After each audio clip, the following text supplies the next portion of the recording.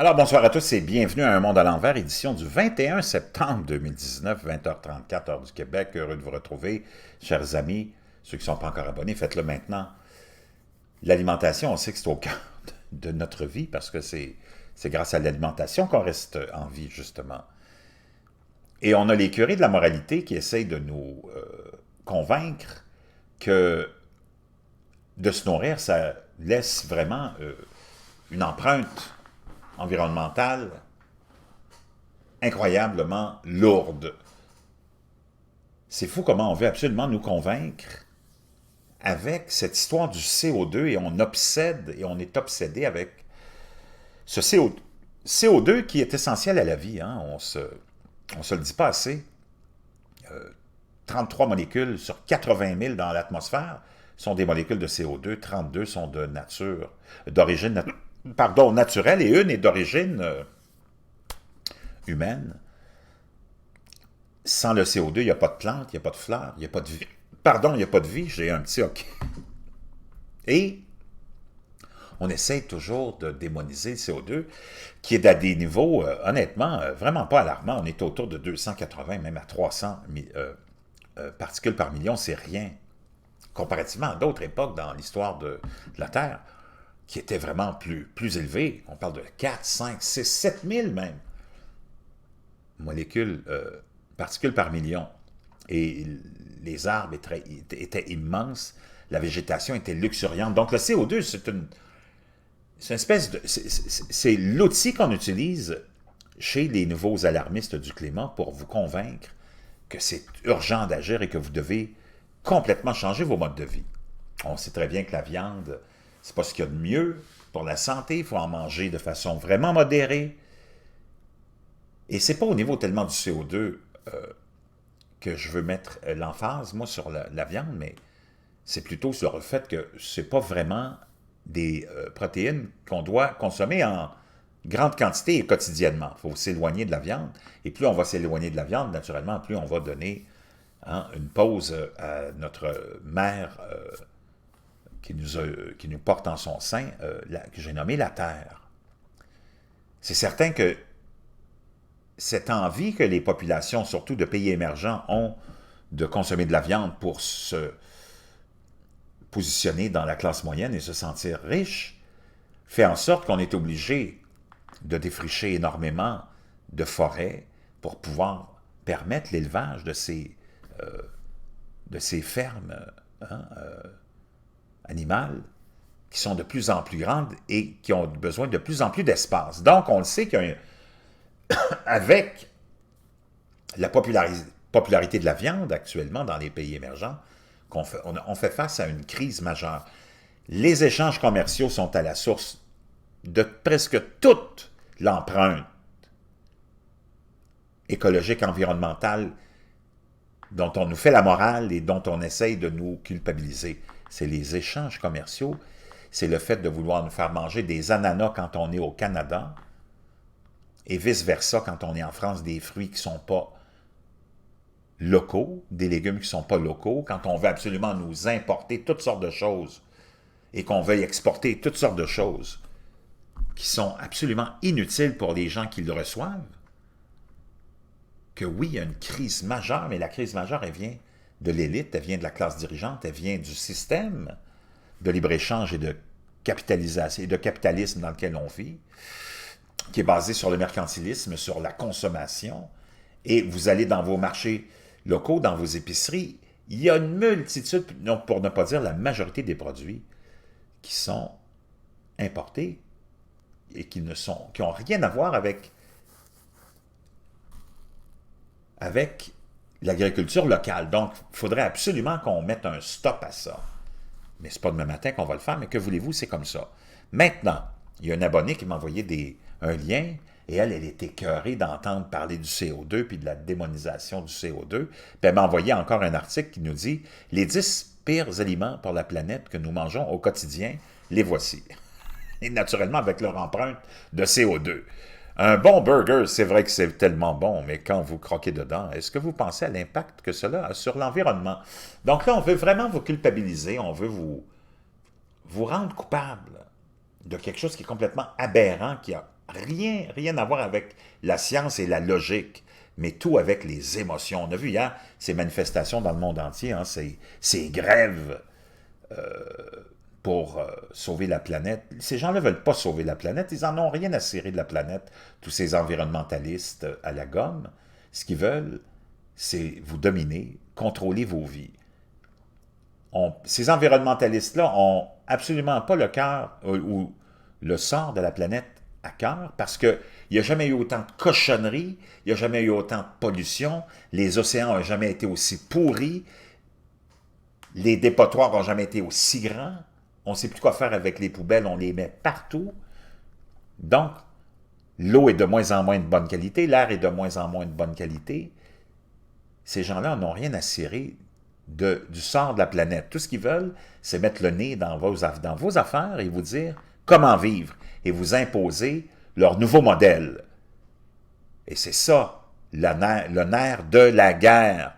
Eh bien, peut-être que vous devriez, de mon côté, j'essaye de vraiment faire des efforts. Pourquoi? Car le changement climatique est plus que jamais une réalité. On le sait que les changements climatiques sont une réalité, mais ces gens-là utilisent les changements climatiques qui sont cycliques pour essayer de vous prouver que c'est à cause de la quantité de CO2 qu'il y a dans l'atmosphère qui est absolument bien ordinaire et bien normale.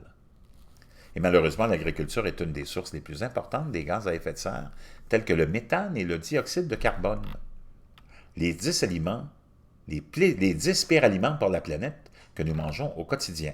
L'ONG américain spécialisé dans la protection de l'environnement, The Environmental Working Group, a sorti un rapport très intéressant sur le sujet intitulé « Changement climatique et santé, le guide du mangeur ».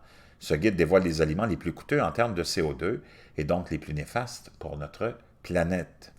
En manger trop fréquemment est donc déconseillé. Alors que, voyez-vous, on met l'emphase sur le CO2, alors que ça n'a rien à voir, les océans sont pleins de plastique, pleins de cochonneries, pleines de nucléaire, pleines de déchets nucléaires. Même chose pour la Terre, même chose pour les montagnes, même chose pour l'air, même chose pour l'eau qu'on boit. Il y a de la poubelle partout, les industriels déversent toutes sortes de produits toxiques partout, mais on n'en a rien à cirer. On vient vous faire la morale avec le CO2 qui a absolument rien à voir avec les changements climatiques. Tout est relié au soleil. S'il fait chaud, c'est parce que le soleil est là. S'il fait froid, c'est parce que le soleil est moins puissant. Tout est relié au soleil, mais on essaye de vous convaincre que le CO2 a quelque chose à voir là-dedans avec les changements climatiques qu'on vit. C'est complètement aberrant, c'est totalement nier la science. Les changements climatiques sont cycliques, sont reliés au soleil, à l'affaiblissement de la magnétosphère, à l'augmentation des rayons cosmiques galactiques, à plein de facteurs qui n'ont rien à voir avec le CO2. Pour ma part, ça m'a vraiment incité à changer. Le contenu de mon assiette nous dit, on ne sait pas qui. Celle qui a écrit cet article-là. Donc, découvrez quels sont les 10 aliments qui produisent le plus de CO2 par kilogramme de nourriture. L'agneau, 39,3 kg de CO2. Ah ah ah, le petit gigot du dimanche. Qui n'aime pas cela? Désolé pour les amateurs, manger 1 kg d'agneau, cela équivaut à rouler en voiture pendant 150 km. Je vais vous dire une chose. Depuis Mathusalem qu'on mange de l'agneau, qu'il y a des agneaux partout, il y en avait peut-être encore plus il y a 2000 ans qu'aujourd'hui, puis c'est aujourd'hui qu'on vient vous briser les oreilles avec ça. Son empreinte carbone est vraiment importante, 39,3 kg de CO2 par kilo de viande dégustée. Comment l'expliquer? D'une part, il s'agit du CO2 produit par l'activité d'élevage elle-même. Mais la majeure partie vient de ce que rejettent les fermes et les abattoirs pour leur fonctionnement global, ainsi que les flatulences d'animaux. Là, on est rendu vraiment dans le ridicule qui ne tue pas. Et oui, la digestion des moutons est connue pour provoquer énormément de flatulences qui nuisent aussi à la couche d'ozone. Bon, quelle aberration! Et quand je vous dis que c'est l'industrie elle-même qui pollue, ben c'est là, on vous le dit.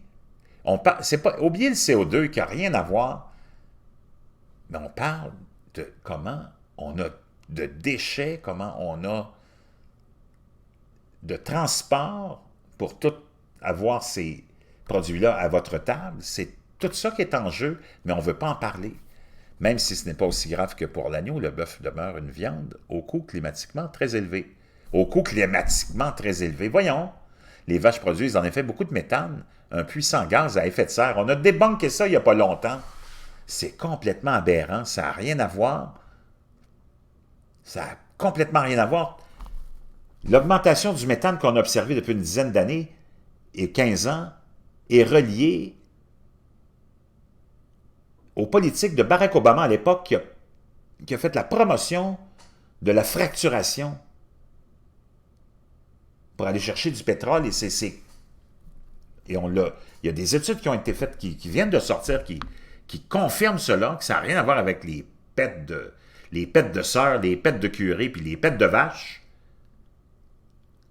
que cette augmentation du méthane qu'on a observée est reliée aux politiques du gouvernement de Barack Obama à l'époque qui ont favorisé l'exploitation pétrolière par la fracturation. Et c'est les méthodes de fracturation qu'on a utilisées qui ont libéré ce méthane. Donc, ça, c'est complètement, ça tient plus debout, cette histoire-là des pets de vache. Franchement, plus d'1 kilo de viande de bœuf consommée, c'est ainsi plus de 27 kg de CO2 qui sont produits. Alors, fini l'entrecôte ou le burger pour le bien de l'environnement et de notre santé. Il s'agit au moins de réduire la fréquence de notre consommation.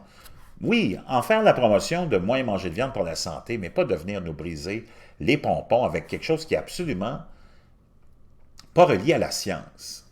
C'est important de comprendre ça. Le CO2 reste à peu près 2-3 ans dans l'atmosphère, puis il est recyclé dans les plantes. S'il n'y a pas de CO2, il n'y a pas de photosynthèse, il n'y a pas de plantes, il n'y a pas de nourriture pour les plantes. Les plantes, après avoir absorbé le CO2, libèrent de l'oxygène. Même chose pour les phytoplanctons dans l'océan. Le CO2 est absorbé par les roches, par l'eau. Franchement, c'est du n'importe quoi. Le fromage, maintenant, les Français, écoutez ça, les cousins, 13,5 kg de CO2, notre trésor national n'est pas épargné par ce rapport, en particulier les fromages au lait de vache, avec 13,5 kg de CO2 par kilogramme de fromage mangé. C'est un aliment qui pèse sur la balance carbone. Pourquoi? Pour les mêmes raisons énoncées que pour la viande de bœuf ici-dessous. L'entretien d'un élevage produit énormément de gaz à effet de serre. C'est complètement absurde. Sachant qu'il faut plusieurs litres de lait pour produire 1 kg de fromage, l'addition monte vite. Et le scandale dans toute cette production industrielle de viande, parce que c'est devenu une production industrielle, c'est la quantité d'eau qui est nécessaire alors qu'on n'a pas d'eau pour le monde, on n'a pas d'eau pour les populations. Ça demande énormément d'eau et c'est surtout ça qui est important de comprendre et ce qui devrait nous inciter à manger moins de viande et à délaisser la viande. C'est pas pour le CO2, c'est pour tous les autres impacts. Pourquoi on va défricher les forêts de l'Amazonie pour permettre plus d'élevage de bœuf et ailleurs, plus d'élevage de poulet et ailleurs, plus d'élevage de porc, au détriment de la nature, au détriment de la forêt dont on a besoin. Puis pourquoi on utilise autant d'eau pour produire de la viande qu'on pourrait manger en moins grande quantité. Ça, si on avait une approche comme ça, le monde comprendrait. Mais devenir nous, c'est comme répulsif de nous emmener ça avec le CO2 puis le méthane. C'est comme vraiment, ces gens-là sont d'une hypocrisie à mourir. À mourir. L'empreinte environnementale est plutôt le désastre que l'industrialisation de ces fermes-là nous a amené. En prenant tellement d'eau, en prenant tellement d'espace et en prenant tellement d'énergie, alors qu'il y a des gens qui auraient besoin de cette eau, cet espace et cette énergie. Franchement, c'est pathétique, mais on continue. Le porc, 12,1 kg au 4e rang de CO2, le jambon, la saucisse, le rôti, les saucissons, si cette viande est plutôt très répandue dans notre gastronomie, il serait peut-être temps de revoir un peu nos usages, car pour 1 kg de porc, c'est 12,1 kg de CO2. C'est tellement du n'importe quoi, puis c'est tellement nous prendre pour des imbéciles, puis ça vient en plus nous répulser face à leur propagande. Au lieu de prendre une autre approche pour démoniser vraiment l'industrie agricole, maintenant c'est une industrie mondiale, et c'est un abus de l'eau, c'est un abus de l'espace, c'est un abus de nos ressources. Là, on comprendrait, mais de venir nous moraliser, nous autres, pour nous convaincre que, voyez-vous, on va vous le taxer le CO2. Franchement, la moitié s'explique évidemment par l'élevage des animaux, mais une bonne partie vient aussi de l'abattage, du transport et de ce que l'on produit comme CO2 en cuisinant la viande à la maison. C'est tellement, encore là, cette obsession de vouloir nous vendre le CO2. Avez-vous vu, parce qu'il y a le marché du carbone là, qui est là, puis qui se répand, puis qui rapporte des milliards déjà. On veut vraiment vous convaincre que wow, c'est essentiel d'avoir un marché du CO2. Le marché du carbone, ça vient juste ajouter une taxe, ça règle absolument pas le problème du carbone, puis le problème de la pollution. Franchement, c'est vrai, le saumon, c'est tellement bon, avec les fêtes, on aime en profiter. Le problème est que les fermes d'élevage produisent plus de 11 kilos de CO2 pour mettre sur le marché. 1 kilo de saumon pour les nourrir, mais en raison aussi de leurs besoins importants en électricité et en fuel, ou en fuel. Et c'est vrai aussi pour les saumons bio. Le rapport ne parle pas des émissions de carbone provoquées par les pêches dites sauvages, mais on connaît aussi ses limites. Il y a, ou quoi, les saumons n'ont pas de flatulence, par contre? Ah, OK. La dinde, hein? La machine à dindon. Comme pour les autres viandes, sont en cause de la pollution due à l'élevage, au traitement de la viande et son transport à sa cuisson, une fois dans notre cuisine. 10,9 kg de CO2. Le poulet, 6,9. On va aller vite, vite. Le thon en boîte, 6,1. Les œufs, 4,8. Et la pomme de terre, 2,9. C'est tellement du n'importe quoi. Et si on avait une autre approche qui était vraiment plus honnête et vraiment plus réaliste de ce qu'est la réelle situation face à la pollution, face au gaspillage d'eau, au gaspillage de terre, au gaspillage d'espace, au gaspillage de forêt, là on comprendrait. Tout ça au bénéfice de qui? De tous ces grands producteurs, ces grands corporatistes, encore une fois. Je vous reviens. Je suis un petit peu pompé, mais je vais aller boire un thé, tiens, ça va me calmer.